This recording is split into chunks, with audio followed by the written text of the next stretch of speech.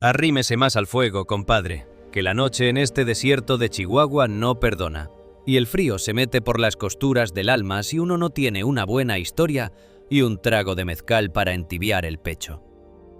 Mire esas brasas, cómo bailan.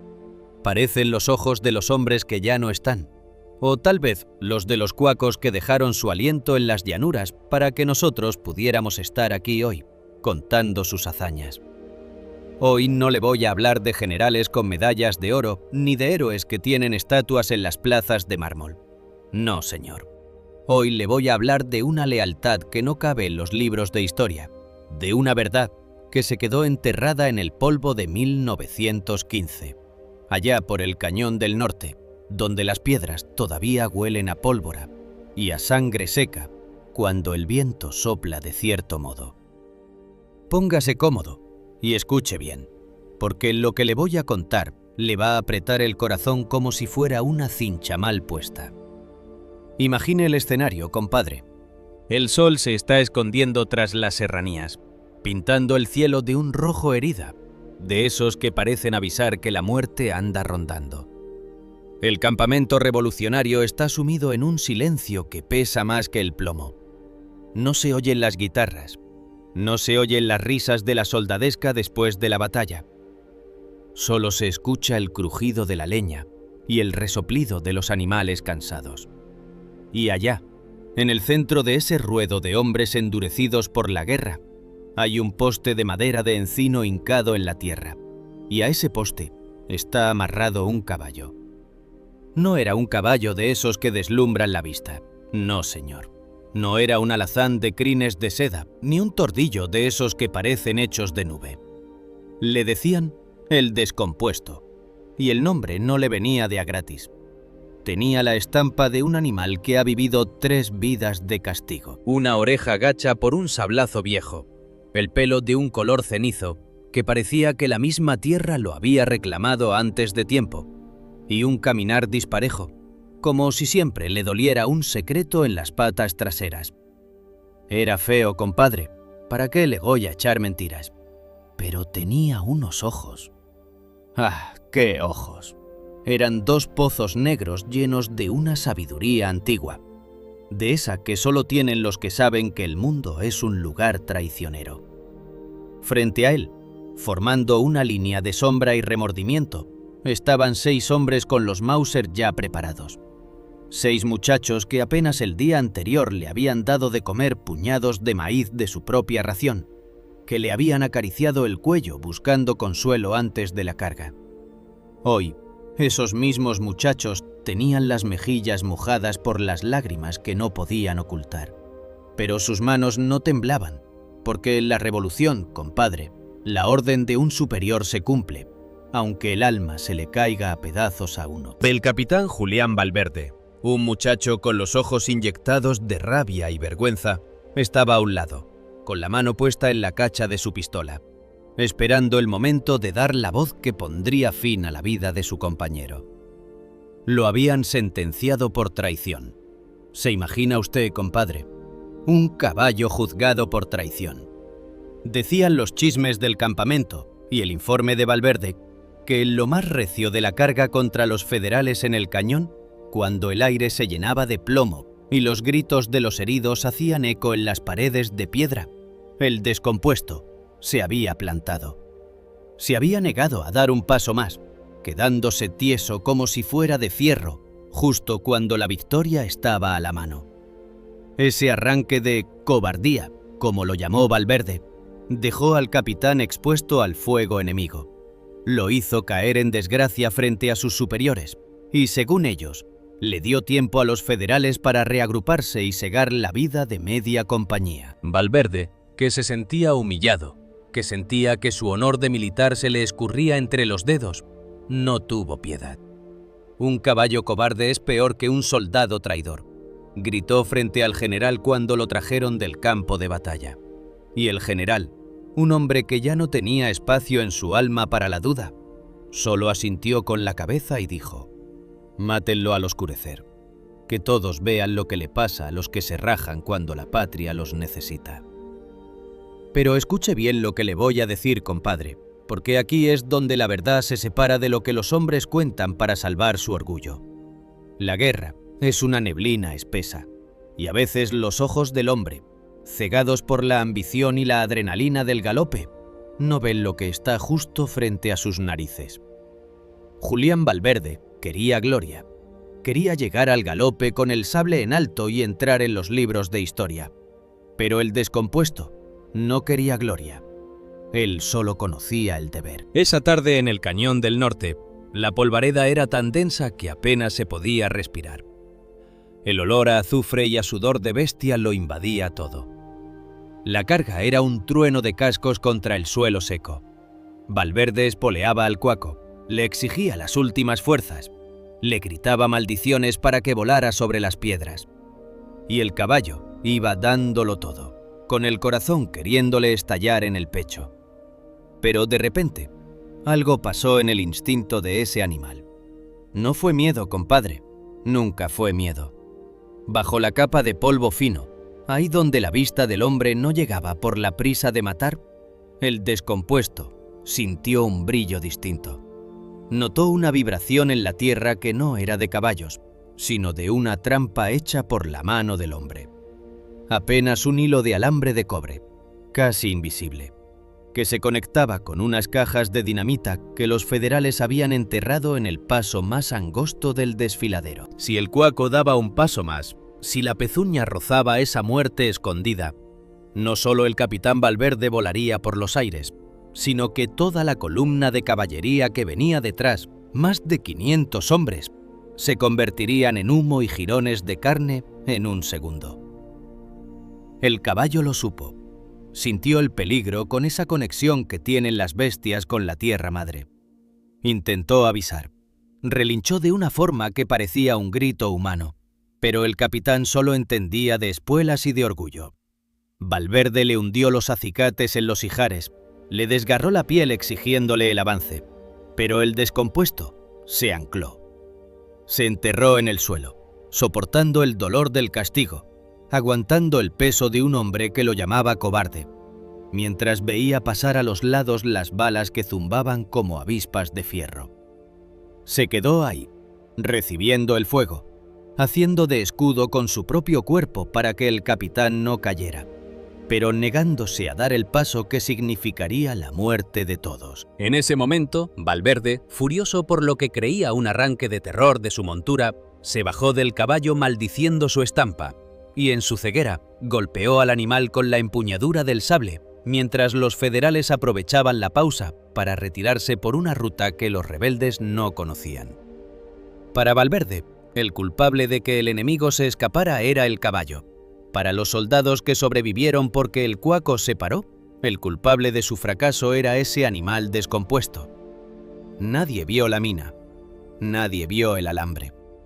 Los federales se llevaron sus trampas cuando se retiraron, dejando solo el polvo y la mentira en el aire. Y ahora, compadre, regresemos al presente de mi relato, a ese poste de ejecución. El sol ya se hundió, y el azul profundo de la noche se ha adueñado del mundo. Julián Valverde da un paso al frente. Su mano tiembla un poco, pero se aclara la garganta para que su voz suene como la de un hombre de ley. «Preparen», dice el capitán, y el sonido de los cerrojos de los Mauser es como el clic de 6 ataúdes cerrándose. El descompuesto no se mueve. No lucha contra las cuerdas. No relincha pidiendo clemencia. Simplemente mira al capitán con una tristeza infinita. Es la mirada de quien ha aceptado su destino, de quien sabe que el sacrificio de ser llamado traidor valió la pena, porque esos 6 muchachos que le apuntan hoy están vivos, respirando el aire de la noche, gracias a que él se negó a avanzar. Es una paz que Valverde no conocerá nunca. El capitán siente un frío extraño, una duda que le nace en el centro del pecho al ver la serenidad de su víctima. Pero el orgullo es un veneno que no deja espacio para la razón. ¿Sabe usted qué se siente ser el único que conoce la verdad mientras el mundo entero le grita que es un desperdicio? ¿Un cobarde? ¿Un desecho de potrero? Eso es lo que el descompuesto carga sobre su lomo, más pesado que cualquier silla de cuero. Él aceptó la bala del pelotón para que esos hombres no fueran devorados por el fuego de la mina. Eligió ser el villano de una historia mal contada para que el capitán pudiera seguir teniendo un honor, aunque fuera uno de mentiras. La mano de Valverde se levanta. Los soldados aprietan la culata contra el hombro. El tiempo se detiene, compadre. El viento se queda mudo. Hasta los grillos guardan silencio. Usted y yo sabemos que la vida es una moneda que se lanza al aire y a veces cae de canto. Este cuaco, este descompuesto, es el espejo de muchos de nosotros. ¿Cuántas veces en su vida, compadre, ha tomado usted una decisión que todos llamaron error, pero que en el fondo fue lo que lo salvó de un abismo que solo usted veía? ¿Cuántas veces nos han llamado locos o inútiles por no seguir el camino que los demás marcan, sin saber que ese camino está sembrado de trampas? A veces estar descompuesto a los ojos de los demás es ser el único que funciona bien por dentro. A veces la mayor gloria es la que no se aplaude, la que se queda en el silencio de una noche de fusilamiento. Mire al caballo, compadre, ahí bajo la luz de la luna que ya empieza a asomarse. No hay miedo en él. Hay una dignidad que el capitán Valverde no podrá comprar ni con todas las victorias de la revolución. Valverde abre la boca. La palabra final está en la punta de su lengua. Pero antes de que el trueno de los rifles desgarre el aire, quiero que piense en su propia vida. ¿Cuál ha sido su cañón del norte? ¿Cuándo fue que usted se paró en seco mientras todos le exigían correr hacia el desastre? Cuénteme, compadre. Deje que las palabras salgan ahora que la noche está joven. ¿Ha sentido usted el peso de esa culpa que en realidad es salvación? Deme un minuto de su pensamiento. Dele un me gusta a esta sombra del descompuesto para que su sacrificio no se olvide del todo. Y quédese aquí conmigo, en este círculo de historias donde los valientes a veces no tienen voz, pero tienen una mirada que atraviesa los siglos. Porque esta no es solo la historia de un caballo, es la historia de la verdad que se oculta bajo el polvo y de cómo el honor más grande es el que se paga con el propio silencio. Dígame, compadre, antes de que el capitán dé la orden, ¿quién es el verdadero traidor en esta historia? ¿El animal que salvó al regimiento? ¿O el hombre que no supo ver el alambre en la tierra? Suscríbase a este rincón de memorias, que el fuego todavía tiene mucha leña y las sombras de la revolución tienen mucho que decir.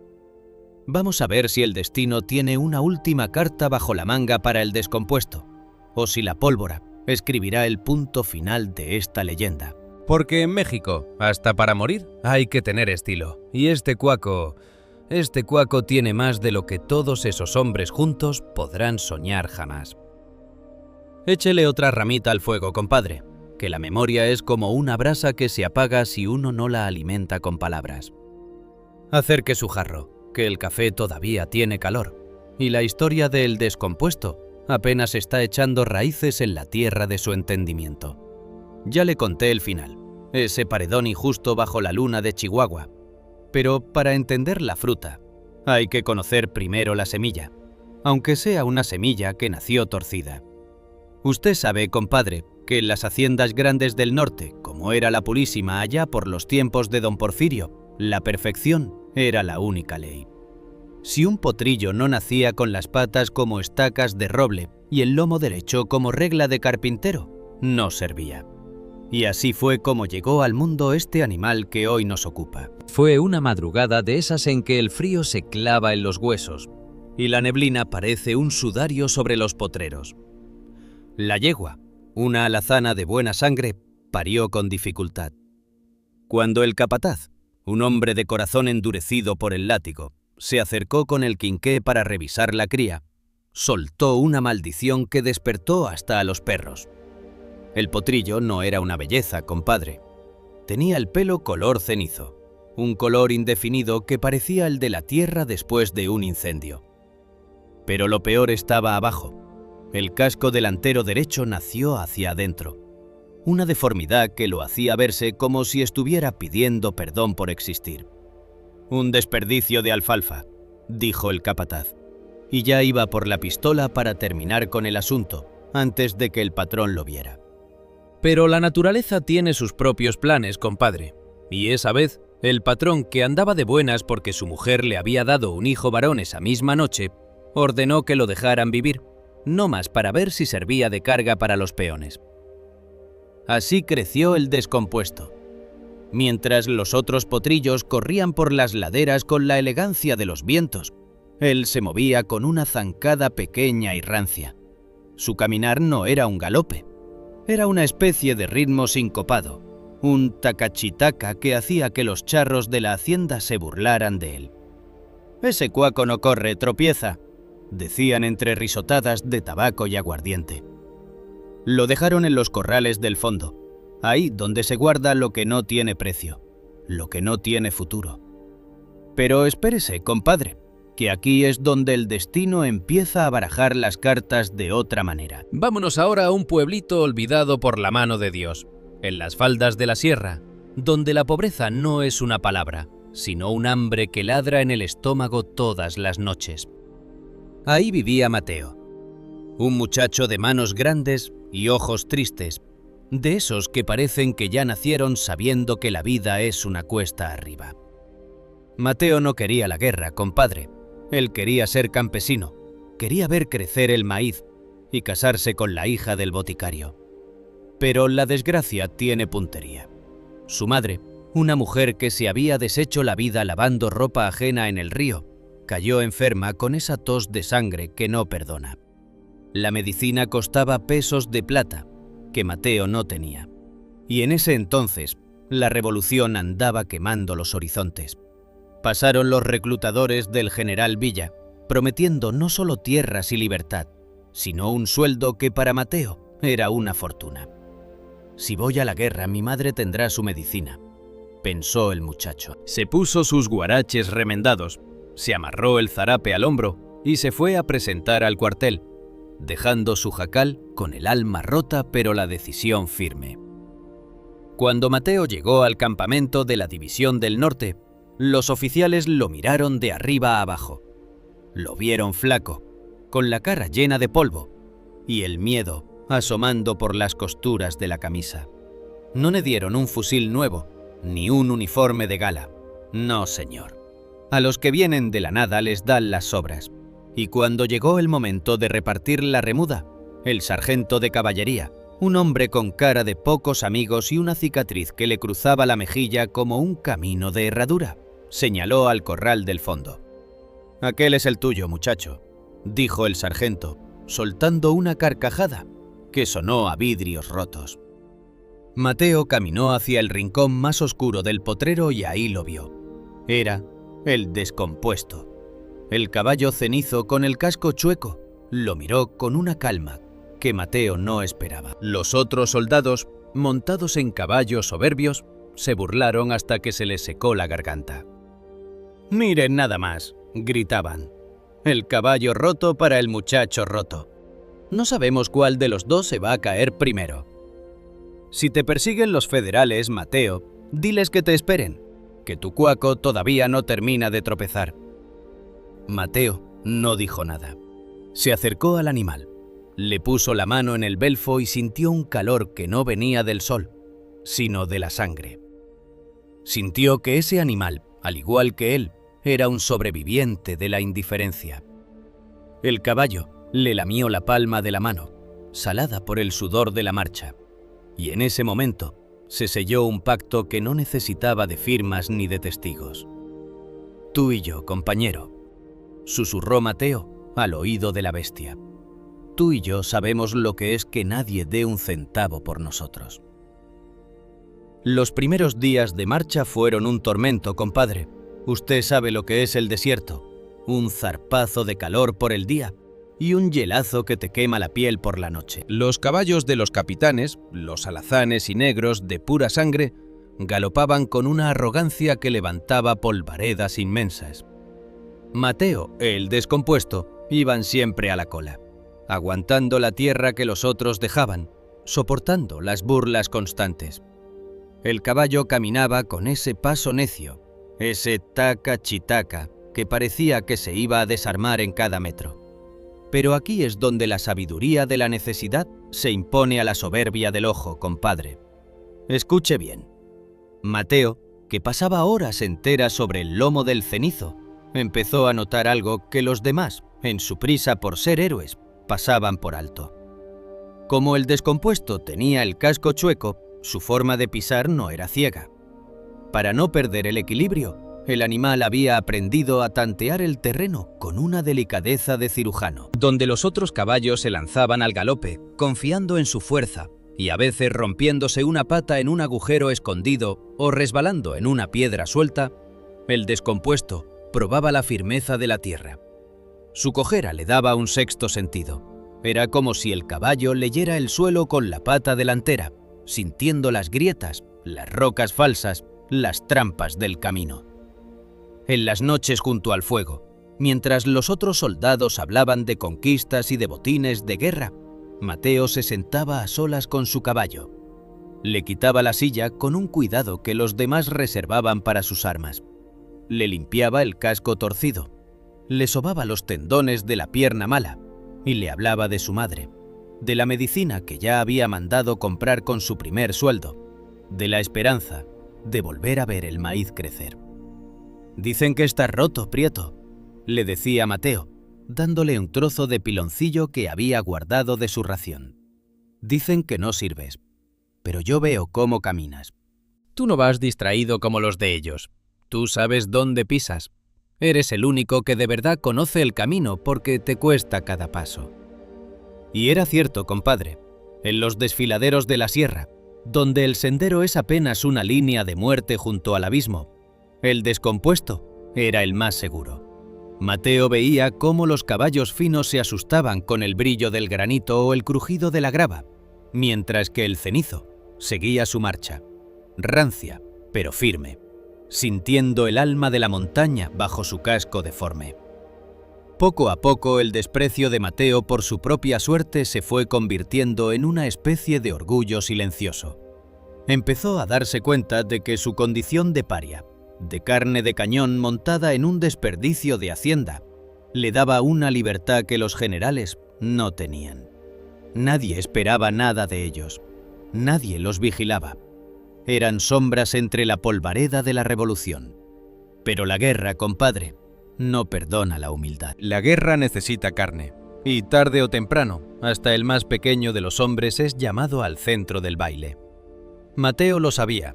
Sentía que el destino se estaba cerrando sobre ellos como una cincha demasiado apretada. Cada vez que pasaban por un pueblo quemado, cada vez que veía los cuerpos colgados de los postes de telégrafo, Mateo acariciaba el cuello del descompuesto y le pedía a Dios que, si llegaba el momento de la verdad, sus ojos fueran tan claros como los del caballo. Ellos no entienden, compadre. Me parece escuchar a Mateo decirle al animal en medio de una noche de tormenta. Ellos creen que la fuerza está en la velocidad. No saben que la verdadera fuerza está en saber aguantar el paso cuando el suelo se deshace. Tú estás hecho para lo difícil, Prieto, para lo que nadie más quiere ver. Y así, compadre, se fue forjando el vínculo entre los dos olvidados. Un muchacho que iba a la muerte para salvar una vida, y un caballo que caminaba chueco para no caerse. Dos piezas rotas que, al juntarse, formaban una máquina de supervivencia que nadie en el ejército villista podía comprender. Se volvieron uno solo. Mateo ya no necesitaba usar las riendas, el peso de su cuerpo, la inclinación de sus hombros, el tono de su susurro, eran suficientes para que el descompuesto supiera qué hacer. Las burlas seguían, claro. Los capitanes pasaban al galope, llenándolos de tierra y gritando chistes crueles. Julián Valverde, ese capitán de quien ya le hablé, que siempre montaba un alazán que parecía hecho de fuego y orgullo, se detenía a veces nomás para verlos caminar. «¡Hey, Mateo!», gritaba Valverde, haciendo caracolear a su caballo de sangre pura. «¿Todavía no se te desarma ese montón de huesos? Ten cuidado, no sea que un día de estos la pata chueca se le quede en el camino y te toque cargarlo a ti». Mateo solo bajaba el sombrero, apretaba los labios y sentía como el descompuesto resoplaba bajo él, como si el animal también entendiera la arrogancia del hombre. Valverde no sabía que su alazán, por más hermoso que fuera, era un animal ciego de poder, capaz de correr hacia el fuego si se lo ordenaban, sin medir el terreno. El descompuesto, en cambio, era un sabio del polvo. Llegó el otoño de 1915 y con él el movimiento de tropas hacia el Cañón del Norte. El aire olía a presagio, compadre. Usted sabe que los animales huelen la sangre antes de que se derrame. El descompuesto estaba más inquieto de lo normal, no por miedo, sino por una atención extrema. Mateo lo sentía vibrar entre sus piernas. El caballo olfateaba el viento, probaba la tierra con más insistencia, como si estuviera buscando algo que no estaba en el aire, sino escondido en el silencio de los barrancos. «Ya casi llegamos, compañero», le decía Mateo mientras le acomodaba la manta bajo la silla. «Aguanta un poco más». Pronto esto se acaba y nos volvemos al jacal. Pobre Mateo, compadre. No sabía que la revolución no tiene regreso para todos. No sabía que su caballo, ese que todos llamaban basura, estaba a punto de ver lo que ningún general, con todos sus binoculares y sus mapas, podía ver. El escenario estaba puesto. El desfiladero, el polvo, la mina escondida bajo la tierra y el destino que los esperaba a la vuelta de la esquina. Pero fíjese bien en el detalle, compadre. Fíjese en la paradoja. Lo que el mundo despreciaba, lo que el hombre llamaba defecto, era exactamente la herramienta que Dios había puesto en ese animal para salvar la vida de los que se burlaban de él. Porque si el descompuesto hubiera caminado derecho, si hubiera sido un caballo perfecto, habría galopado ciego hacia el estallido. Fue su imperfección, su paso jepeño y cuidadoso, lo que le permitió sentir el hilo de la muerte. Dígame, compadre, ¿cuántos de nosotros no somos como ese caballo? ¿Cuántas veces nos han dicho que no servimos porque no caminamos al ritmo de los demás? ¿Cuántas veces nuestra propia cojera, nuestras heridas del pasado, nuestras fallas, son las que nos hacen poner atención donde los demás se pierden? Mateo y el descompuesto, el muchacho roto y el caballo roto. Ahí van, compadre, perdiéndose en la polvareda que lleva hacia el Cañón del Norte. Mírelos bien, que no volverá a haber una lealtad igual en toda su vida. La historia se está poniendo recia, como un temporal que viene bajando del cerro. Pero quédese un rato más, échele otro trago al jarro, que todavía nos queda mucho camino por recorrer, antes de que los rifles hablen y la verdad se revele bajo la luz de la luna. ¿Usted qué cree, compadre? ¿Será que somos nosotros los que elegimos a los animales? ¿O son ellos los que nos eligen a nosotros para enseñarnos que la verdadera vista no está en los ojos, sino en la planta de los pies que conocen el dolor de la tierra? Piense en eso mientras el fuego se consume, que la próxima parte de este relato le va a doler, pero le va a enseñar por qué en este México nuestro, los olvidados son los que de verdad sostienen el cielo. Arrimese otro poco, compadre, que el frío de la madrugada empieza a calar hondo, y esta parte de la historia que le voy a contar tiene la frialdad de un cuchillo de carnicero. Ya le hablé de la lealtad entre Mateo y su cuaco Cenizo, de cómo dos obras de la vida se volvieron un solo espíritu en medio de la polvareda revolucionaria. Pero en la guerra, compadre, no todos los enemigos llevan el uniforme del bando contrario. A veces, el verdadero demonio duerme en la misma tienda y lleva los galones de mando sobre los hombros. Ponga atención, compadre, y sírvase otro trago, porque vamos a hablar del mayor Estrada. Si Julián Valverde era el orgullo, Estrada era la crueldad hecha hombre, envuelta en una guerrera de gabardina perfectamente planchada. Estrada no era un hombre de campo, no señor. Él venía de las escuelas militares, donde enseñan que un soldado es un número y un caballo es una máquina de guerra que debe ser estéticamente impecable. Para Estrada, la revolución no era una lucha por la tierra o por la justicia. Era un tablero de ajedrez donde él quería ser el jugador más brillante, el más rápido, el más gallardo. Estrada montaba un semental español, un tordillo rodado que parecía sacado de un cuadro de academia. El animal era una escultura de carne y nervio, con un cuello que parecía un arco de triunfo y una zancada que hacía que la tierra vibrara con elegancia. Pero el mayor Estrada odiaba el descompuesto. No era un odio racional, compadre, era un asco visceral. Cada vez que el mayor veía pasar a Mateo montado en ese animal cenizo, con su caminar sincopado de taca chitaca, sentía que la presencia de esa ruina andante era un insulto personal a su mando y a la prestancia de su regimiento. «Esa cliacha, ese jamelgo muerto de hambre», decía Estrada, mientras se golpeaba las botas con una fusta de cuero fino. «Ensucia la vista de mis hombres. Un ejército que se respeta no debería permitir que un desperdicio así camine entre caballos de verdad». Mateo agachaba la cabeza cuando escuchaba las palabras del mayor. Sentía la humillación quemándole el pecho, pero apretaba las riendas de crin y guardaba silencio. Sabía que en esos tiempos una palabra mal dicha a un superior terminaba en un árbol o frente a una tapia. Pero lo que Mateo no sabía era que el odio de Estrada no se iba a quedar en insultos.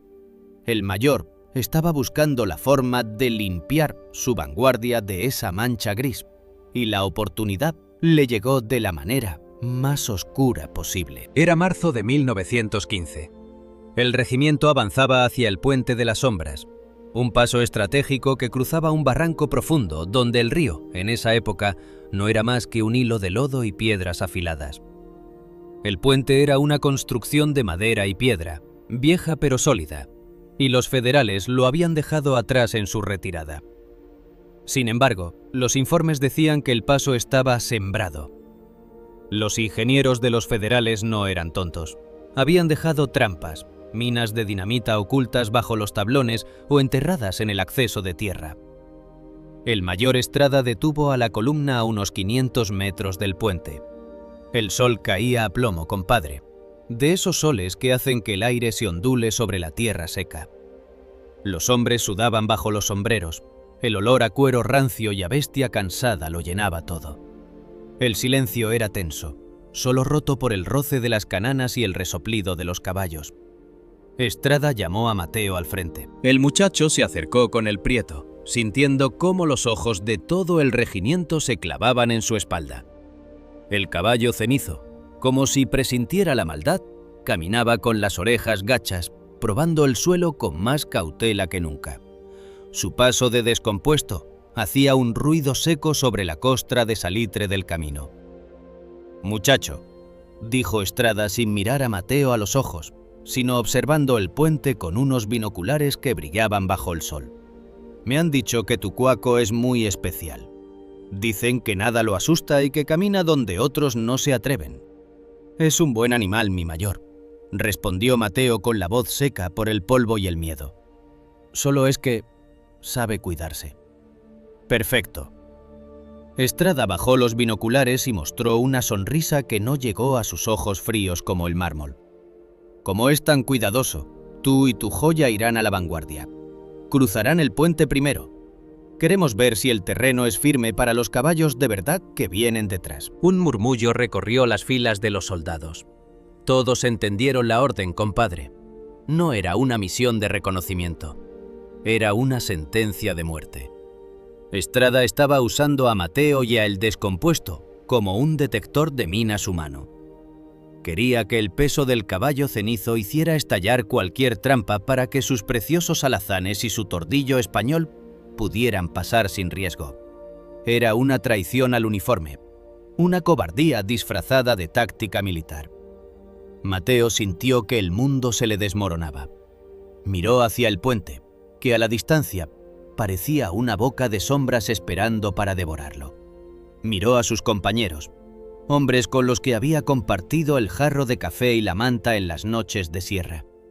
Vio en sus rostros la lástima, la rabia contenida, el horror ante la injusticia. Pero nadie habló, compadre. El miedo al mayor Estrada era una cadena más pesada que la lealtad. El silencio de esos 500 hombres dolió más que la orden misma. Fue un silencio cómplice, una alfombra de cobardía sobre la que Mateo debía caminar hacia su fin. ¿Algún problema, muchacho?, preguntó Estrada, acariciando la empuñadura de su pistola.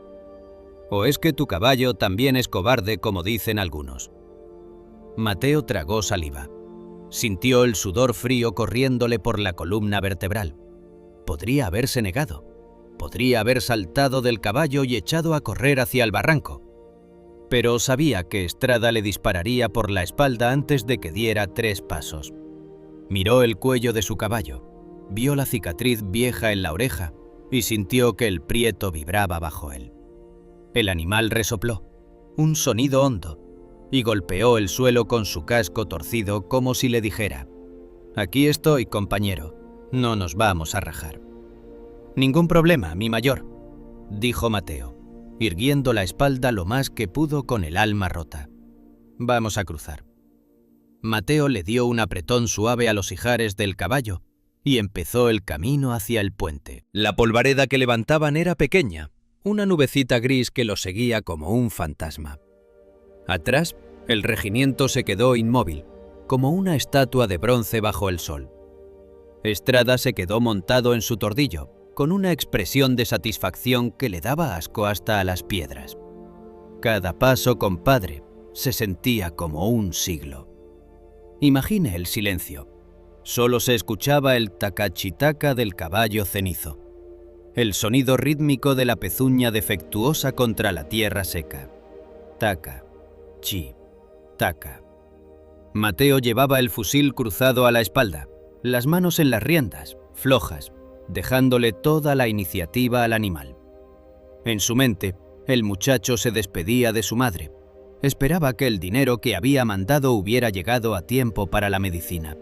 Pensaba en los campos de maíz que no volvería a ver, en el olor de la lluvia sobre la tierra arada. «Perdóname, prieto», susurró Mateo, y las lágrimas se le mezclaron con el polvo de las mejillas. «Perdóname por traerte a este baile. Tú no tienes la culpa de mi pobreza ni de la maldad de ese hombre». El caballo no aceleró el paso. Al contrario, a medida que se acercaban a la estructura de madera del puente, el descompuesto se puso más lento. Sus orejas se movían como radares, captando hasta el susurro del viento entre las vigas. Su nariz se dilataba, olfateando el aire, buscando el olor a pólvora quemada o a metal oxidado. Llegaron al borde donde la tierra se encontraba con la madera. El primer tablón crujió bajo el peso del animal. Mateo cerró los ojos, esperando el trueno que lo mandaría a las estrellas. Pero no pasó nada. El caballo dio otro paso. Taca, chi, taca. Estrada, desde atrás, gritó con impaciencia: «¡Muévete, muchacho! No tenemos todo el día. Espolea ese animal o lo haré yo con una bala». Mateo no obedeció. Sabía que su única oportunidad, por pequeña que fuera, estaba en el instinto del prieto. El caballo se detuvo justo a la mitad del puente. El viento soplaba fuerte por el barranco, haciendo que la estructura oscilara levemente. El barranco abajo era una garganta de piedras grises y sombras profundas. El descompuesto bajó la cabeza hasta casi tocar los tablones. Olisqueó una ranura entre 2 maderas gruesas. Mateo sintió que el corazón se le detenía.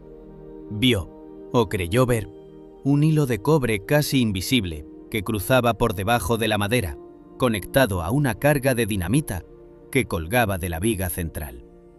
Si el caballo ponía el casco con fuerza sobre ese tablón, el puente se convertiría en un infierno de astillas. El regimiento entero contenía el aliento. Incluso Estrada parecía haber dejado de respirar por un segundo. Los soldados rezaban en silencio, unos por Mateo, otros para que no explotara y les tocara ir a ellos después. El silencio era tan espeso que se podía cortar con un machete. «¿Qué pasa?», gritó Estrada, aunque su voz sonó un poco más aguda esta vez. «Cruza de una vez». El descompuesto hizo algo que nadie esperaba.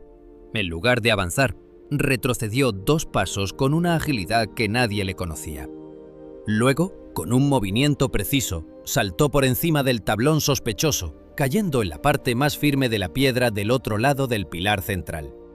Fue un salto rancio, un salto de caballo roto, pero fue el salto de un sobreviviente. Mateo sintió que la vida le volvía al cuerpo. El caballo siguió avanzando, tanteando cada centímetro, esquivando otros 2 puntos donde el suelo parecía falso. El animal caminaba como si estuviera leyendo una partitura de muerte escrita en la madera. Sus pezuñas apenas acariciaban la superficie, buscando siempre el apoyo en las vigas maestras, ahí donde el peso no activaría los percutores. Finalmente, el casco torcido del Prieto tocó la tierra firme del otro lado del barranco. Mateo no se detuvo. Siguió caminando unos 50 metros más hasta quedar fuera del alcance de una posible explosión. Solo Instead se detuvo y volteó. El muchacho levantó el sombrero hacia el regimiento. No era un saludo de respeto, compadre. Era un desafío. Era decirle a Estrada y a todos los que habían callado: aquí estamos, los rotos, los que ustedes mandaron a morir. Estamos vivos. Atrás, Estrada masticaba su rabia. El puente era seguro, o al menos el camino que el descompuesto había marcado lo era. El mayor dio la orden de avance, pero ya nada era igual. Los soldados pasaron el puente mirando hacia abajo, viendo los hilos de cobre que el caballo había evitado, y luego miraban al muchacho y al cuaco cenizo, con una mezcla de vergüenza y asombro. Ese cuaco ve lo que nosotros no, escuchó Mateo decir a un sargento veterano cuando pasaron a su lado. Cuídalo, muchacho. Ese animal tiene el alma de un ángel metida en un cuerpo de cliacha. Pero la traición de Estrada, compadre, no se olvidó. El mayor, en lugar de sentir gratitud, sintió más odio. Mateo y su caballo le habían dado una lección de valor frente a todos sus hombres. Y eso, para un hombre como Estrada, era un pecado imperdonable. El mayor ya estaba pensando en la siguiente trampa, en la siguiente forma de deshacerse de esa sombra gris que le recordaba su propia miseria moral. ¿Sabe qué es lo más triste, compadre? Que en esta revolución, a veces los que más dan son los que menos reciben. Mateo y el Prieto habían salvado al regimiento. Habían demostrado que la imperfección es la mejor defensa contra la muerte. Y sin embargo, seguían siendo los parias, los descompuestos.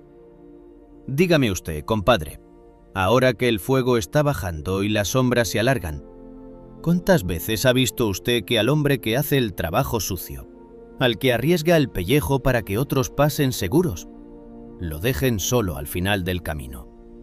¿Cuántas veces el mérito se lo lleva el del caballo tordillo, mientras el del cenizo se queda con el polvo y el olvido? Piense en la mirada de Mateo en ese momento. Una mirada que ya no era de un muchacho, sino de un hombre que ha visto la cara de la traición y ha salido caminando.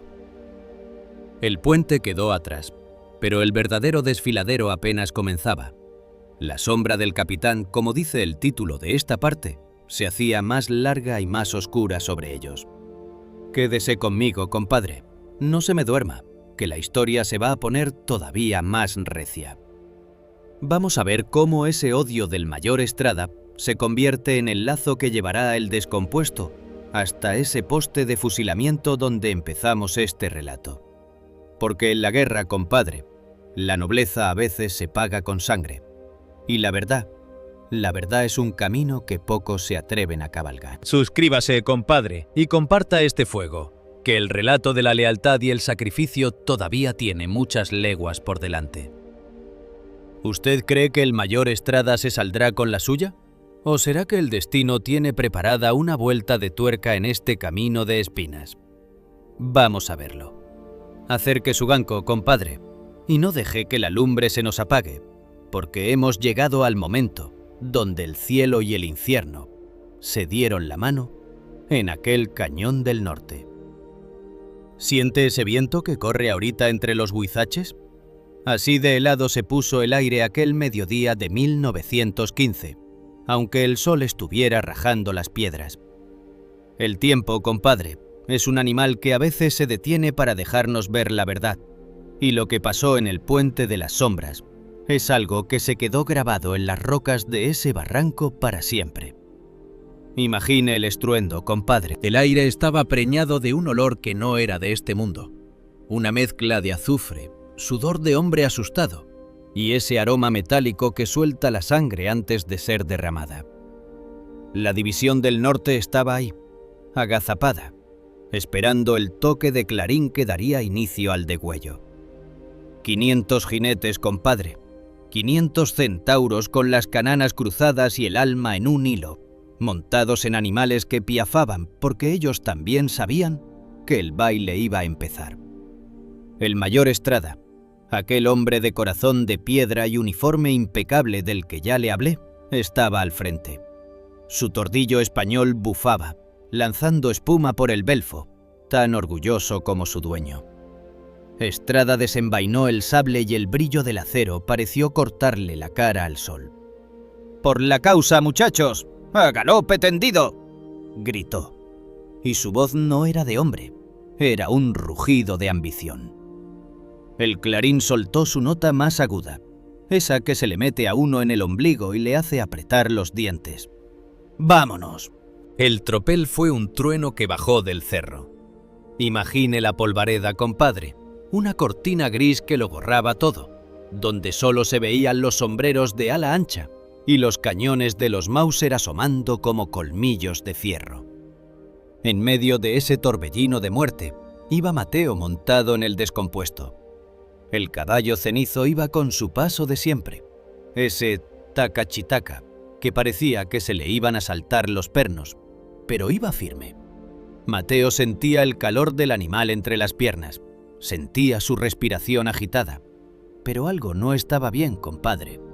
Usted sabe que un hombre que vive sobre el lomo de un cuaco llega a sentir los latidos del animal como si fueran los suyos.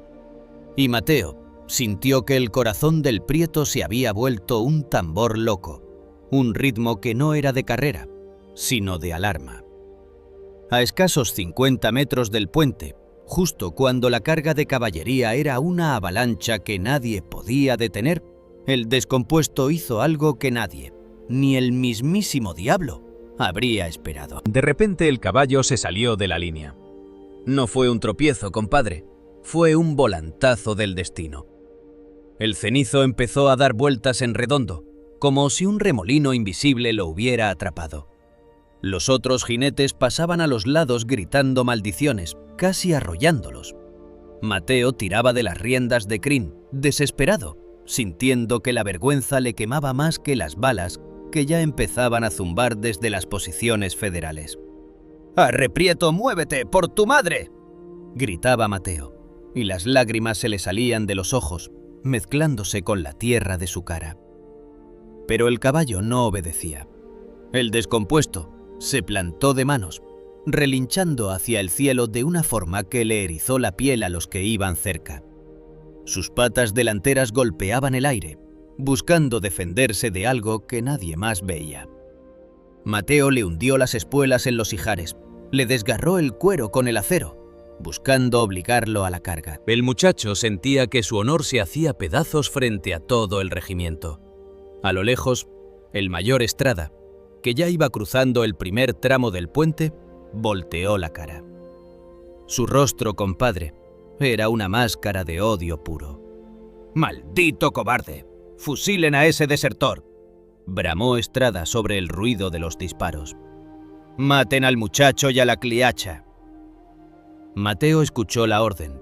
Sabía que sus propios compañeros tendrían que dispararle. Cerró los ojos, apretó el cuello del caballo y esperó el impacto. Estaba a solo 5 metros de la entrada de madera del puente. 5 metros que lo separaban de la gloria de Estrada y de una muerte segura. El prieto se quedó tieso, las patas enterradas en el salitre, los músculos vibrando como cuerdas de violín a punto de romperse. El animal tenía la mirada fija en las vigas del puente, las fosas nasales dilatadas, el cuello rígido como un poste de telégrafo. Y entonces, compadre, entonces el mundo se partió en dos. Un rugido sordo, un trueno que vino de las entrañas de la tierra, acalló los gritos de la carga. Un cañón federal, oculto en la otra orilla, soltó un disparo de artillería pesada. No apuntaron a los hombres, compadre. Apuntaron al alma del puente. El proyectil, un pedazo de fierro ardiente, golpeó de lleno el pilar central, el punto donde la piedra se unía con la madera vieja. Imagine la escena, compadre, porque esto no se ve dos veces. El puente de las sombras, bajo el impacto, no se rompió, se deshizo. Fue como si un gigante hubiera pisado un juguete de palitos. Los tablones saltaron por los aires como esquirlas de una granada de madera. El mayor Estrada y su soberbio tordillo español que iban a la cabeza no tuvieron tiempo ni de gritar. Mateo vio, con los ojos bien abiertos, como el mayor, su caballo perfecto y los primeros 30 jinetes de la vanguardia se hundían en la nada. Fue una caída en silencio, compadre. Los caballos braceando en el aire, los hombres agitando los brazos, perdiéndose en el abismo de rocas afiladas. El estruendo de la estructura colapsando llenó el barranco y luego, solo quedó el polvo. Una cortina espesa que cubrió la herida en la tierra donde antes estaba el puente. Si el descompuesto hubiera avanzado un segundo más, si Mateo hubiera logrado obligarlo con las espuelas, ellos habrían estado en medio de ese colapso. Habrían sido astillas en el fondo del río seco. El regimiento se detuvo en seco. Los caballos traseros chocaban con los de adelante. El caos se apoderó de la fila.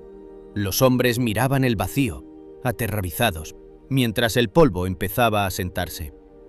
Mateo seguía ahí, montado en el prieto, a 5 metros de la nada.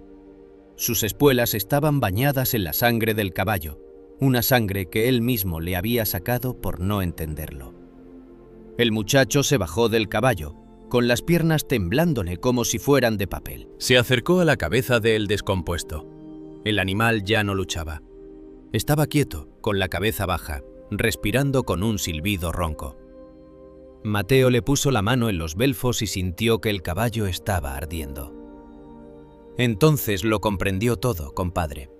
El animal no se había asustado de las balas, ni de los gritos, ni de los cañones. El descompuesto, con su oído de animal roto, había escuchado lo que los hombres sanos no pudieron. Había oído el quejido de la madera vieja cediendo bajo el peso de la caballería. Había escuchado el estón, el lamento de los pilares que ya estaban minados por dentro.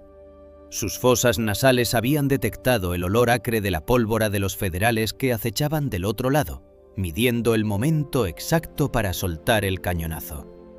El caballo no había sido un traidor, compadre. Había sido un profeta de ceniza. Había entregado su cuerpo al dolor de las espuelas y su nombre a la infamia del desertor, solo para salvar al muchacho que lo había cuidado. Y no solo a Mateo, sino a los otros 400 hombres que venían detrás y que habrían seguido a Estrada directo al abismo.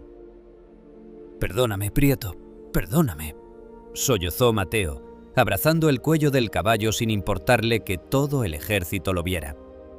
«Tú viste la muerte antes que yo. Tú nos salvaste a todos». Los soldados que se habían quedado en la orilla, los que estaban vivos gracias al uprianstvo, obstinación de ese animal, se acercaron despacio. Ya no había burlas, compadre. Ya nadie decía que el caballo estaba descompuesto.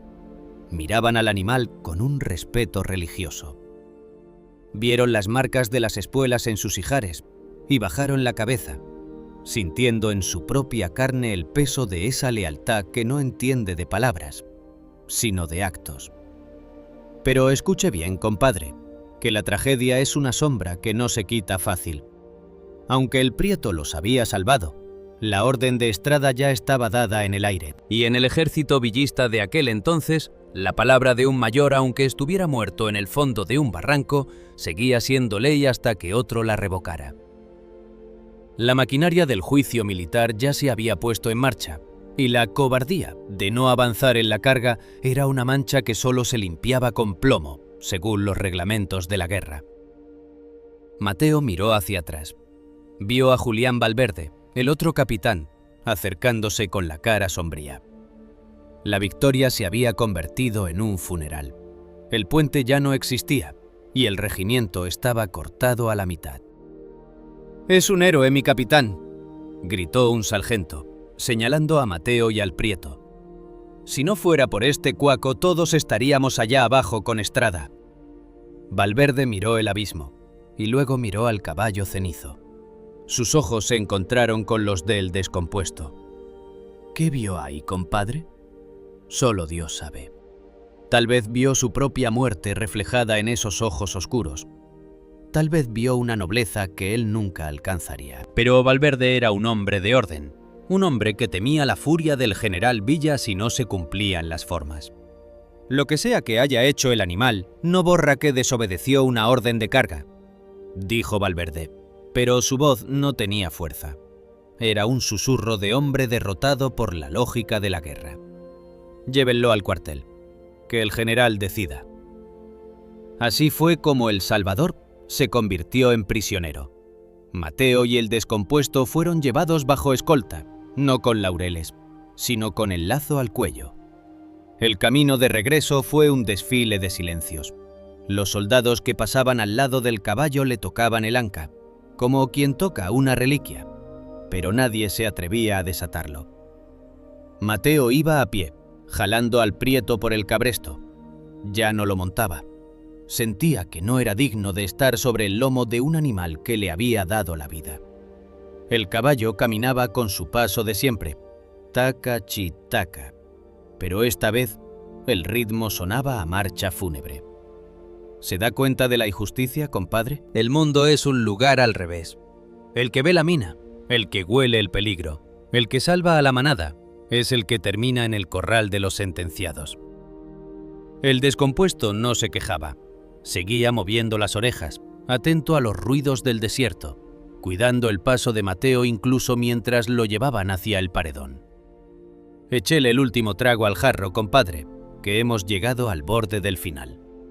La noche de Chihuahua ya se cerró sobre nosotros, y el pelotón de fusilamiento está listo, justo donde empezamos este relato. ¿Usted cree que habrá justicia para el Prieto? ¿Usted cree que la mirada de un caballo puede ablandar el corazón de un general que ha visto morir a miles? Piense en eso, compadre. Piense en la sabiduría de los que no hablan. Y mientras tanto, suscríbase y deje su marca aquí con nosotros, que la verdad del descompuesto está a punto de ser escrita con pólvora y lágrimas. Vamos a ver si el general tiene los ojos tan limpios como los del cuaco, o si la ceguera de la guerra se llevará al único que de verdad podía ver. ¿Se quedará conmigo hasta el último relincho, compadre? Porque lo que viene le va a enseñar lo que es la verdadera estatura de un animal. Échele la última rama al fuego, compadre, que esta brasa ya se está haciendo ceniza, y el relato tiene que cerrarse antes de que la primera luz del alba nos encuentre aquí, con el alma en un hilo. Ya le conté de los caminos de polvo, del mayor Estrada y su soberbia de mármol, del puente que se tragó la arrogancia, y de cómo un cuaco que caminaba chueco salvó a 500 hombres de convertirse en humo. Pero prepárese, compadre. Acomode bien el zarape sobre los hombros, porque la verdad de esta historia tiene el sabor amargo de la hiel y el frío del acero que se clava en el pecho sin aviso. Estamos de vuelta en aquel patio de la hacienda en Chihuahua, bajo un cielo que parece una sábana negra salpicada de estrellas frías y distantes, como ojos de muertos que nos miran desde el infinito. El aire huele a pólvora vieja y a estiércol, y el silencio. Ah, el silencio, compadre. Ese silencio es el que más duele, porque es el silencio de los hombres que saben que están a punto de cometer un pecado que no se lava ni con toda el agua del río Bravo. Allí estaba Mateo, hincado en la tierra seca, con las manos atadas a la espalda por una soga de íxtle que le cortaba la circulación, pero a él no le importaba el dolor de las muñecas. El dolor que le rajaba el pecho era ver al descompuesto amarrado a aquel poste de encino, justo frente al pelotón de fusilamiento. 6 soldados, compadre, 6 muchachos de rostro curtido que apenas ayer reían con Mateo, ahora sostenían los Mauser con las manos temblorosas. Sus ojos estaban empañados, y más de uno tenía la barbilla vibrando, porque en el fondo de su conciencia sabían que estaban por matar a su Salvador. «Mi capitán, por los clavos de Cristo, no lo haga», gritó Mateo, y su voz se quebró como un cristal golpeado contra la piedra. «Ese caballo nos dio la vida. Él vio la muerte en el puente cuando nosotros estábamos ciegos. Mátenme a mí, pero dejen que el prieto se vaya al monte. Él no tiene la culpa de ser más sabio que los generales». Pero Julián Valverde, el oficial que se había quedado al mando tras la caída de Estrada, no lo miraba. Valverde estaba de pie, rígido como una estatua de sal, con la mano puesta sobre la empuñadura de su sable. En su mente de militar cuadrado, la orden de Estrada seguía resonando como un eco maldito. La justicia del ejército, compadre, a veces no es justicia. Es solo un mecanismo de orgullo que no admite errores. Estrada había muerto en el abismo porque un caballo roto le había dado una lección de verdad, y los oficiales que quedaron no podían permitir que esa humillación caminara viva por el campamento. No podían perdonarle al prieto que hubiera tenido razón. «La orden fue clara, soldado Mateo», dijo Valverde, y su voz sonó hueca, como si hablara desde el fondo de una tumba. El animal desobedeció una orden de carga. En tiempos de guerra, la desobediencia es traición, y la traición se paga con plomo. Procedan. Mateo soltó un aullido de rabia y de pena que se elevó sobre las bardas de la hacienda. El descompuesto, sin embargo, estaba extrañamente tranquilo. El caballo cenizo levantó la cabeza y miró a Mateo. ¿Sabe lo que es la mirada de un animal que sabe que su tiempo se acaba, compadre? No había miedo en esos ojos negros y profundos. Había una paz infinita, una especie de perdón adelantado. El prieto resopló suavemente y, con su casco torcido, golpeó la tierra una última vez, haciendo aquel sonido que Mateo conocía tan bien. Taca, chi, taca. Fue su última palabra, su último mensaje de lealtad. «¡Pelotón!», bramó Valverde, y el sonido de los cerrojos de los fusileros al cortarse fue como un relámpago de fierro en la oscuridad. «¡Preparen!». Los 6 cañones se nivelaron, apuntando al pecho del caballo, justo donde latía el corazón más noble de toda la División del Norte. «¡Apunten!». Mateo cerró los ojos y hundió la cara en el polvo, sollozando con una fuerza que le sacudía los huesos. «¡Fuego!». El trueno de los 6 rifles desgarró la noche. Fue un solo estallido, seco y brutal, que rebotó en las paredes de adobe y se fue a morir a los cerros lejanos. Hubo un segundo de silencio absoluto, un vacío en el aire donde hasta el viento pareció detenerse por respeto. Cuando Mateo levantó la vista, entre la nube de humo azul de la pólvora, vio al descompuesto doblar las patas. «No cayó de golpe, no señor». Se fue acomodando en la tierra con una lentitud majestuosa, como si se estuviera acostando a dormir tras una larga jornada de arreo. El poste de encino quedó solo, y el cuerpo cenizo del prieto se volvió parte del suelo de Chihuahua. Aquella noche, compadre, la revolución perdió su alma, pero ganó una leyenda. Mateo no fue fusilado. Valverde, tal vez por un resto de remordimiento que le quedaba en las tripas, ordenó que lo soltaran y lo expulsaran del ejército. «Vete a tu pueblo, muchacho», le dijo, «y reza por nosotros, que falta nos va a hacer». Y aquí viene lo que usted tiene que grabarse en la memoria, compadre, la verdad amarga que se oculta bajo la piel de esta historia. El prieto murió no por cobarde, sino por ser demasiado sabio para un mundo de hombres violentos. Estrada y su casta no pudieron perdonar que un defecto físico, una cojera que ellos despreciaban, fuera el instrumento de la salvación. El orgullo del hombre, compadre, es una fiera que prefiere matar la verdad antes que admitir que caminaba ciega. Pero Mateo sobrevivió. Caminó leguas y leguas, cruzó desiertos y serranías, siempre a pie, porque nunca más quiso volver a montar otro caballo.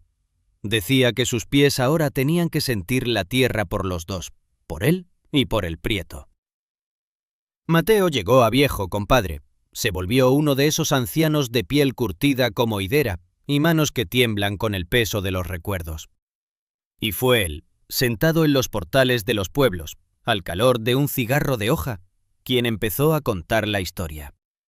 Él contó cómo aquel caballo, al que todos llamaban basura, le enseñó que la verdadera fuerza no está en la zancada elegante, ni en el relincho potente que asusta a los pájaros. Mateo contaba con lágrimas en los ojos que el prieto caminaba chueco porque estaba atento a las grietas, que su falla era su mayor virtud, porque le obligaba a sentir el pulso de la tierra antes de poner el peso. No se dejen engañar por la apariencia, muchachos, decía Mateo a los jóvenes que se arrimaban a escucharlo. A veces el que corre más rápido es el primero que cae en el hoyo. El prieto me enseñó que estar roto es a veces la única forma de estar completo por dentro. Hoy, compadre, en las montañas de Chihuahua y en los llanos de Durango, todavía se escucha el corrido del descompuesto, cuando el mezcal ya ha hecho su trabajo, y los hombres necesitan recordar que la lealtad es un fuego que no se apaga con el plomo. La gente canta sobre el puente, sobre la mina y sobre el fusilamiento injusto. Los generales de aquella guerra ya son nombres borrosos en lápidas de mármol que a nadie le importan. Pero el prieto sigue cabalgando en la voz del pueblo. Y fíjese bien en la lección que nos deja este cuaco cenizo, compadre. Esta es la verdad que quiero que se lleve a su petate esta noche. No juzgue a un hombre por su pojotka, por su caminar, ni a un valiente por el ruido que hace al hablar. El mundo siempre va a tratar de apartar a los que no encajan, a los que tienen cicatrices, a los que caminan con un ritmo diferente. Le van a decir que usted está descompuesto, que sus heridas son debilidades, que sus miedos lo hacen menos que los que presumen de sangre pura. Pero acuérdese del prieto. Sus cicatrices, compadre, son el mapa de sus batallas. Su chromotá, su cojera, es el ritmo de su propia victoria, porque significa que usted ha caminado por donde otros no se atrevieron, que usted ha sentido la vibración del peligro cuando los demás iban distraídos por su propia vanidad. Lo que el mundo llama su izyan, su defecto, es muchas veces la única herramienta que Dios le dio para mantenerse en pie, cuando todo lo que parece perfecto se derrumba en el abismo. Mire sus propias manos, compadre. Mire sus arrugas, sus callos, sus marcas. No se avergüence de ellas. Son el ritmo de su propia verdad.